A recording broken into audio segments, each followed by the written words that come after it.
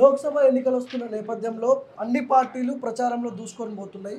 So ధర్మ Samaj party 15 మంది లోక్సభ అభ్యర్థుల్ని ఇంతకుముందే ప్రకటించింది.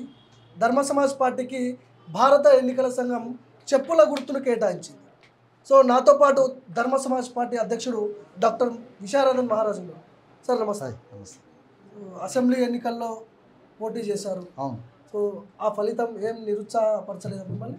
మాకు నిరుత్సాహపరచడానికి మాది ఉద్యమ పార్టీ, అందుకనే మొదటిసారిగా ఎన్నికల్లో పోటీ చేసినాం మొన్న. కాబట్టి మేము ఇంకెంతో సమయం ఉంది, రాబోయే ఎన్నికలు అనేక విజయాల్ని అందుకునేది ఉంది. కాబట్టి నిరుత్సాహం నైరాశ్యం పొందడానికి మాదేం ఫక్త్ పెట్టుబడిదారి రాజకీయాలు కాదు, మాదొక మిషనరీ పార్టీ.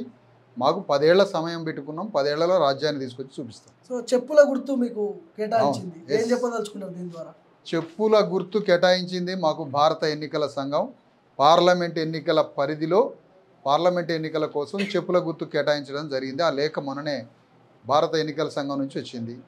ఈ చెప్పు తీసుకొని ఈ చెప్పుతో భారతదేశంలో తెలంగాణ గడ్డ మీద అగ్రకుల అగ్రవర్ణ పెట్టుబడి రాజకీయ దురాగతాలని చెప్పు తీసుకొని ఎండగట్టబోతున్నామని ఈ సందర్భంగా తెలియజేస్తున్నాం.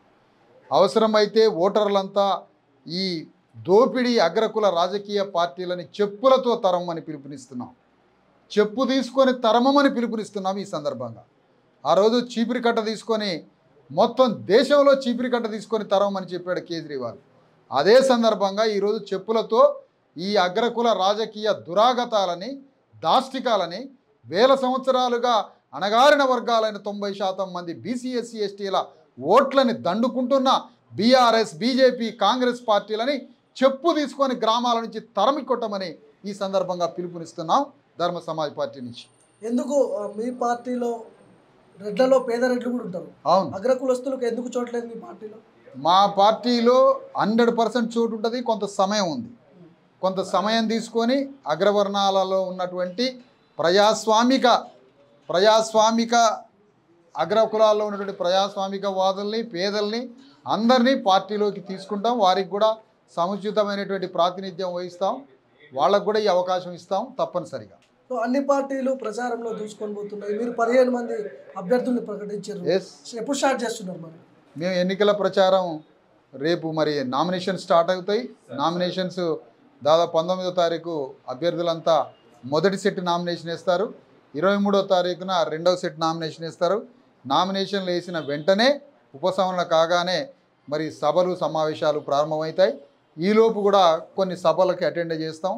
మొత్తానికి తెలంగాణ వ్యాప్తంగా ప్రతి అసెంబ్లీలో ఒక సభ ప్లాన్ తయారు చేసుకుంటున్నాం. మరి అన్ని పార్లమెంట్లలో ఈచ్ పార్లమెంట్కి 7 సభల్ని ఏర్పాటు చేయబోతున్నాం. మీరు ఎక్కడి నుంచి పోటీ చేయబోతున్నారు? నేను రాష్ట్ర అధ్యక్షుడిగా ప్రచారంలో ఉంటున్నా కాబట్టి ప్రస్తుతానికి నేను పోటీ చేయట్లేదు. 3 ప్రధానమైన పార్టీలు అని చెప్పుకుంటున్నారు కదా, ఈ ప్రధానమైన పార్టీని దాటుకొని ధర్మ సమాజ్ పార్టీకి ఎట్లా ఓట్లు పడతాయి? తప్పకుండా ఓట్లు పడతాయి.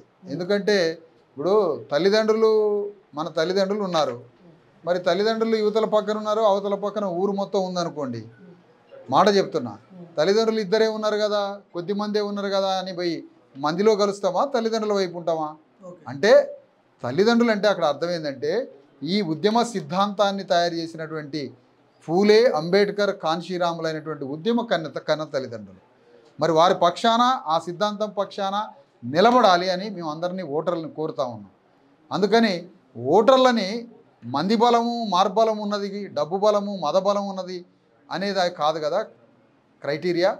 సిద్ధాంతము మరి పార్టీ ఆలోచన విధానము ఆ సిద్ధాంతం ప్రకారం పోతున్నాం కాబట్టి తప్పకుండా మాకు ఓట్లు పడతాయి. ఈ పార్లమెంట్ ఎన్నికల్లో మంచి ఓట్లను తీసుకొస్తామని మేము ఈ సందర్భంగా తెలియజేస్తున్నాం. అదే సమయంలో ఈ పార్లమెంట్ ఎన్నికల్లో వివిధ పార్టీలు రాజకీయ పార్టీలు ఏ విధంగా దోపిడీ చేస్తుంది సమాజాన్ని, ప్రజల్ని ఓట్లని 90% బీసీ ఎస్సీ ఎస్టీ సమాజాన్ని ఎట్లా దోపిడీ చేస్తుందో సమాజంలో వాళ్ళని దోషులుగా చిత్రీకరిస్తాం, దోషులుగా ఎండగడతాం. ఈ గజదంగలు పార్లమెంటును వేదికగా చేసుకొని 40 ఏళ్ల కాంగ్రెస్ పాలన, 10 సంవత్సరాల బీజేపీ పాలన, మిక్స్డ్ ప్రభుత్వాలు అయ్యి ఒక 2 సంవత్సరాలు 3 సంవత్సరాల పరిపాలన, ఈ మొత్తం 70 ఏళ్ల పరిపాలనలో దేశంలో 90% మంది బీసీ ఎస్సీ ఎస్టీలకి ఈరోజు దేశవ్యాప్తంగా అక్షరాస్యత లేదు, దేశవ్యాప్తంగా ఇండ్లు లేవు, దేశవ్యాప్తంగా విద్య లేదు, దేశవ్యాప్తంగా వైద్యం లేదు. ఇంత పేదరికంతో కొట్టుమిట్టాడుతూ 140 కోట్ల భారతదేశంలో 100 కోట్ల ఓట్లు ఉన్నాయి. 140 కోట్ల మందిలో 100 కోట్ల మంది 90% మంది బీసీ ఎస్సీ ఎస్టీ ప్రజలు ఉన్నారు. ఈ 100 కోట్ల మంది బీసీ ఎస్సీ ఎస్టీ ప్రజలు పేదరికంలో మరి చదువు లేక, వైద్యం లేక, విద్య లేక బతుకుతున్న ఈ ప్రజల్ని ఈ పార్టీలు చేస్తున్న దోపిడీని సమాజంలో ఎండగట్టడానికే ధర్మ సమాజ్ పార్టీ ఈరోజు అగ్రకుల పార్టీలకి అభిముఖంగా బయలుదేరింది. అణగారిన వర్గాల కుల సంఘాలు కేవలం పార్టీలను పట్టుకొని మాకు ఈ కులానికి టికెట్లు ఇవ్వలే, ఆ కులానికి టికెట్లు ఇవ్వలే అని మాత్రమే అడుగుతుంది తప్ప ప్రత్యామ్నాయంగా రాజకీయ వేదిక మాత్రం తెలంగాణ గడ్డ మీద లేకుండా పోయింది. ఆ ఖాళీని పూరించడానికి కుల సంఘాల్లాగా మాకు సీట్లు ఎన్ని కేటాయించారు, మా కులం ఇంత ఉంటే మాకు ఎన్ని సీట్లు ఇచ్చారని అడుగుతూ ఉంది. కానీ అడగడం అనేది ఒక ప్రశ్నే కాదనట్లే. కానీ ప్రత్యామ్నాయ రాజకీయ వేదిక ఏది అణగారిన వర్గాలకి? నువ్వు ఇవ్వలే. కానీ మేమేం చేసినాం? ధర్మ సమాజ్ పార్టీ బీసీ ఎస్సీ ఎస్టీల పార్టీ, 90% మంది బీసీ ఎస్సీ ఎస్టీలకి ప్రాతినిధ్యం వహిస్తున్న పార్టీ కాబట్టి వివిధ పార్టీలు అగ్రకుల పార్టీలు అణగారిన వర్గాలకి టికెట్లు ఇవ్వలేదు కాబట్టి ఈరోజు మా పార్టీ మొత్తం 15 సీట్లని బీసీ ఎస్సీ ఎస్టీలకి కేటాయించింది. ఈరోజు అనేక స్థానాల్లో మరి ఎస్సీ మాదిగ వర్గానికి టికెట్లు కేటాయించింది పార్టీ. ఈరోజు మాదిగలకు కేటాయించలేదని అన్ని పార్టీల ముందు నిలబడి అడుక్క తినే పరిస్థితికి ఏర్పడ్డాయి ఈ కుల సంఘాలన్నీ. కానీ మేమేమంటున్నాం?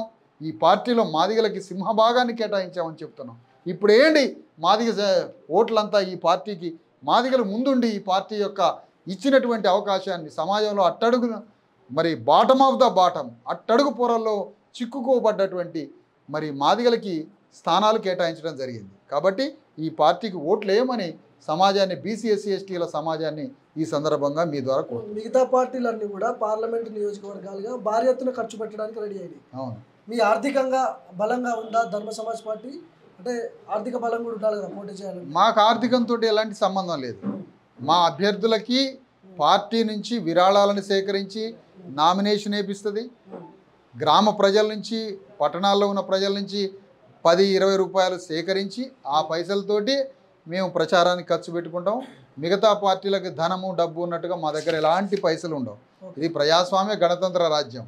భావజాల వ్యాప్తి చేసుకోవాలి. భావజాల వ్యాప్తి చేయడానికి మాకేదో నామినల్గా ఖర్చులు ఉంటాయి తప్ప మాకు డబ్బుతో పెద్దగా సంబంధం లేదు, డబ్బుతో అవసరం కూడా లేదు మాకు. ఓకే.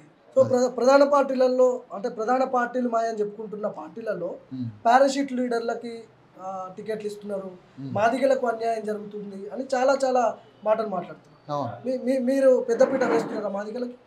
నేనేమంటున్నానంటే మాదిగలకి కాంగ్రెస్ పార్టీ టికెట్లు ఇవ్వలేదు అని చెప్తా ఉంది, లేదా మాదిగలకి మరో బీఆర్ఎస్ పార్టీ టికెట్లు ఇవ్వలేదని చెప్తుంది. ఎంతకాలం అడుక్కోవడం అని అడుగుతున్నాం.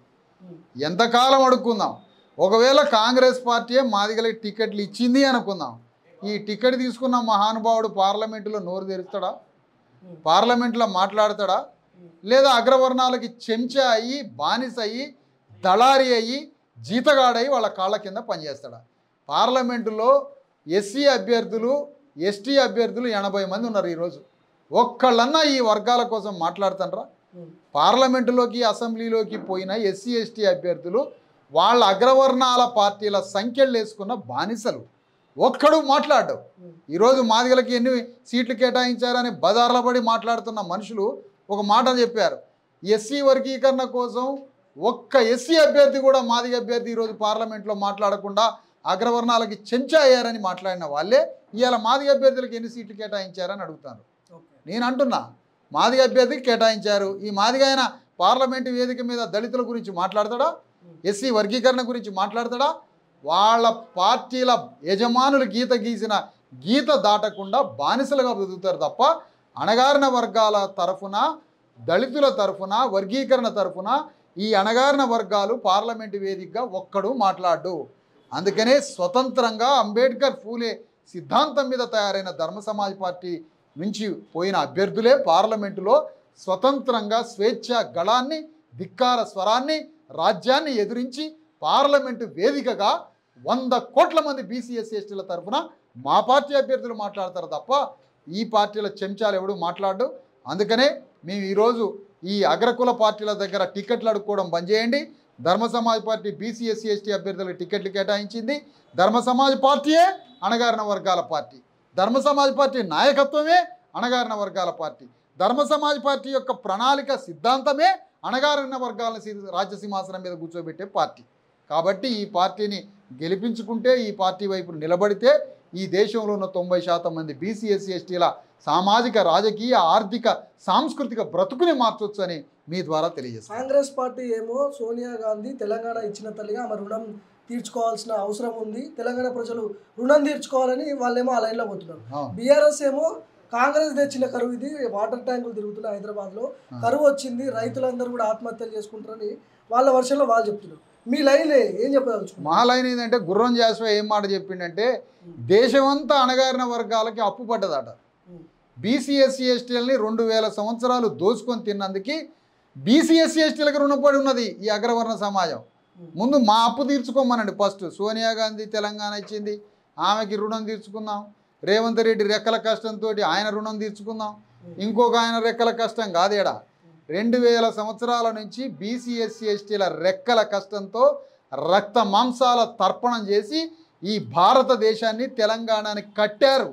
కట్టిన పునాది వర్గాల మేము మా రక్తంతో మా చెమటతో మా స్వేదంతో ఈ దేశాన్ని తెలంగాణని కట్టినాం.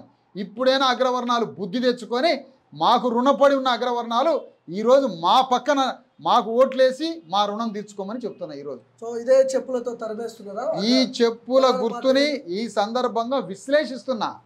ఫలానా అగ్రవర్ణ వ్యక్తిని చెప్పు తీసుకొని కొట్టమని నేను చెప్పట్లే. ఫలానా అగ్రవర్ణ వ్యక్తిని ఆ చెంప ఈ చెంప చెప్పు తీసుకొని కొట్టమని నేను చెప్పట్లే.